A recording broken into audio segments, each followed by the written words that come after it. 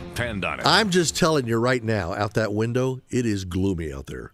Of course, the nightfall is coming faster than it was a few months ago. But when you add to it the gray skies and the drippy skies and the snow and ice on the ground, and now the snow they say is coming tonight, it's just ugly out there. Please be careful when you're heading home from wherever you are today. Philip Wegmann is standing by. He's there in the beautiful tropical land of Washington, D.C. They're inside the Beltway. So how are things in the island of Washington, D.C., Philip? Today was not a good day to ride the motorcycle. I put on my rain suit and I went from my apartment to the White House. And I think I should probably return that rain suit for a refund because I got soaked. Really? Yeah. So it wasn't the greatest fun you'd ever had. Is that it? I mean, I enjoyed it because you can only laugh halfway through. Yeah. But yeah, it's definitely gloomy, very rainy here. And do you guys have snow in Indiana, or is this all just? No. You know? We received snow last night. It was not a lot. At my house, it would have been under 2 inches. Most of that has melted. Here's the problem: as things are melting now, the temperatures are going to start dropping again. It got up to 42, 43 today. But it's dropping now, so all this stuff that's on the streets is going to freeze, and you know what happiness that is. Oh, jeez. Yeah. Well, everybody stay safe out there and give the other drivers some grace. Yep. And then Friday we're going to get somewhere from 6 to 8 inches, depending upon who you listen to. I'm not interested. So, Philip, let me ask you this. I have a curious question for you. This has nothing to do with any of the stories of the day, but your job. If you have a day, like let's say tomorrow, and tomorrow you're not covering a specific event, the president isn't somewhere that you need to go to, or you're not going to be on Air Force One or anything like that. You're just going to be at the White House to do what you normally do. At what time do you normally get there? Normally, it is dependent on when the press briefing is going to be. I'll get there usually about an hour beforehand, but if I've got other interviews, sometimes I cut it pretty close and sneak in the door usually 10 or 15 minutes beforehand. Does Corinne ever come in and see you? I see you sneaking in the door. No, I'm always in my seat for the press briefing, that's for sure. Okay, well, so let's talk about it. Is anybody there bit out of shape over the whole Lloyd Austin thing? I don't care what anybody says. It's bizarre that there are two people on the Pentagon Hill that he let know that he was going to be out because he was having this elective surgery done. I got news for you. If it's cancer, like they say it is with him, prostate cancer, if it's Pat Miller, that's not elective surgery. That's doc, do what you got to do to keep me alive. And then some complications came, and I hated that happened. But this is kind of a deal, isn't it? I mean, nobody knew. His assistant Secretary of State didn't know, and she's down there on vacation in Puerto Rico. I mean, what kind of a funny farm are we running around here?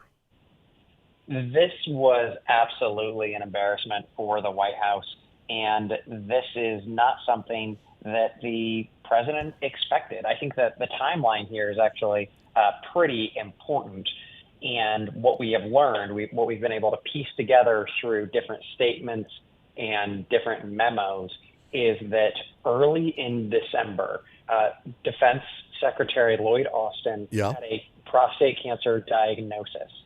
However, the White House was not informed. The President of the United States did not learn that his defense secretary had a cancer diagnosis until today. And furthermore... Until today? Until today. That is what we learned during the press conference. Furthermore, Secretary Austin was hospitalized on January 1st. Right. And at times, he was inside the intensive care unit at Walter Reed, and yet the White House was not informed for more than 48 hours. They weren't informed until January 4th. If you're the president, or you're his chief of staff, or you're somebody who's somebody in and around the president, does this not honk you off? It should be something that would make the president livid. I imagine that it did. But during today's briefing, when the press secretary and the national security spokesperson, John Kirby, finally answered questions, they didn't let their guard slip. They were focused first and foremost on the fact that this was a screw-up. They focused on the fact that Lloyd Austin took responsibility for himself, but they didn't tell us anything about whether or not the president was frustrated or angry. And, I've got to tell you, this is not just a cabinet secretary is out of the loop, perhaps, for a couple of hours or perhaps the better part of an afternoon. Instead, we learned that the Deputy Defense Secretary, Kathleen Heiss, was empowered with the responsibilities of the Department of Defense while she was on vacation in Puerto Rico. And yet, even as that happened, no one alerted the President of the United States. This is unthinkable given the fact that there is a land war in Europe, the fact that we have learned that North Korea is supplying Russia with ballistic missiles, rising tensions in the Indo-Pacific with Taiwan and China, as well as the current crisis in Gaza. This is a major screw-up, and frankly, the White House, they didn't try to run from this, but they did try to get a handle on it, and they said that there was going to be a 30-day review. The White House Chief of Staff sent out a memo telling all cabinet members to, review their processes for alerting the president when that cabinet official is absent. But I'm telling you this, Pat, the White House Chief of Staff can send out as many memos as he wants. They can stand behind that podium and say that there's going to be a review, that they're going to get to the bottom of this, but Congress will not wait for them. This is the Department of Defense, and for more than 48 hours, the president was not aware that one of his deputies was not at his station. Well, when you take into account, and I'm not saying this secretary is worth much more than that secretary, but there are moments when they are, and when you are the Secretary of Defense, at a time when you've got Iranian-backed terrorist entities that are attacking us all over Iraq and elsewhere over there, and that's all going on. And the top guy, not only is he out of it, disconnected, but the Assistant Secretary of Defense is totally unaware of what's going on either. The word I got, I could be wrong here, Phil, the word I got was that when she, Kathleen Hicks, was told about what was going on, she was on vacation in Puerto Rico with her family, and officials in the Pentagon informed her on January the 2nd that you're assuming certain operational responsibilities that require constant communications capabilities, but she still was not informed that Austin was hospitalized until January the 4th. What are we hiding here? I mean, why are we playing shell games with the people who are going to have to bear the brunt of everything if he's not there? Now, I don't like or dislike Austin, okay? I haven't followed him that closely. It's not a matter of me liking him or not liking him. But what is it about him that gives him the opportunity to do this, embarrass the president, endanger the country, and endanger how many soldiers and sailors that we have around the world right now that are in some pretty tough spots, and yet he's up there. I'm sorry he's got cancer. I really am. And maybe he didn't want to let the world know that he had it. I get that. But it could have been, he's had a surgery undisclosed. We'll leave that to his discretion later. The president is fully informed. The assistant secretary is fully informed. All the people at the Joint Chiefs are fully informed. Nobody was informed. Mm-hmm, mm-hmm. And I think that is what grinds Biden's gears. Now, he and the administration have not cast any dispersions on the secretary. Their first order response thus far is that they hope that he recovers, and certainly all of us wish him well, as you just noted, but this is a major responsibility. It was not as if the agriculture secretary was suddenly missing from his post. And that's an incredibly important cabinet position in of itself. But this was the Department of Defense, as you mentioned. And so one of the things that has sort of left reporters asking questions is the president and his team have said that he still has full confidence in Lloyd Austin. But how can the president have full confidence in his defense secretary when his defense secretary left him in the dark and we still don't know what his motivation for doing this was? It is sort of unthinkable. And so my question today to Kirby and to the White House was whether or not the president thinks that there should be consequences for those individuals at the Department of Defense who knew of Lloyd Austin's condition and didn't relay that information to the White House. And their response was, well, that's up to the Department of Defense, as if the DOD was going to self-police itself for this embarrassment of the president. And when I, pointed out that, this is not their Department of Defense, it is the taxpayers' Department of Defense. Yes, correct. They it's don't ours. They don't get to decide when and if it's left, unguarded or unhelmed. Kirby said, yes, it's the American taxpayers' Department of Defense. President wants to get to the bottom of this, but Lloyd Austin has taken responsibility for this lapse in judgment, and he's put it on his shoulders.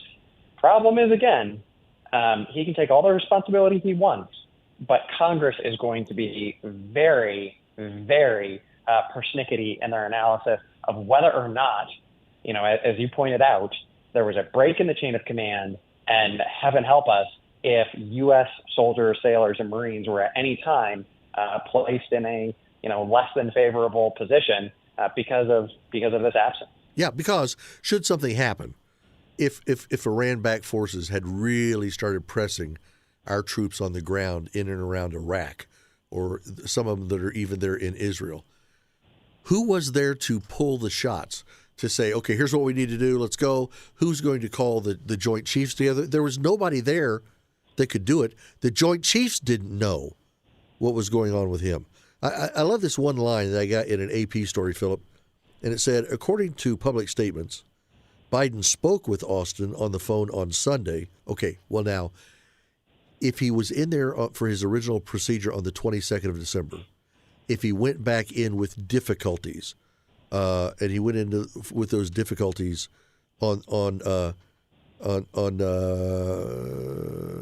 whatever day it was last week, on the 1st. If nobody knew, the president didn't even speak with him by phone until Sunday. That's Sunday the 7th. That's 6 full days from when he went back into the hospital the second time. If I'm the president, I'm sorry, even if I played cards with Austin every weekend when we were in college together, I'm going to be hotter than a firecracker.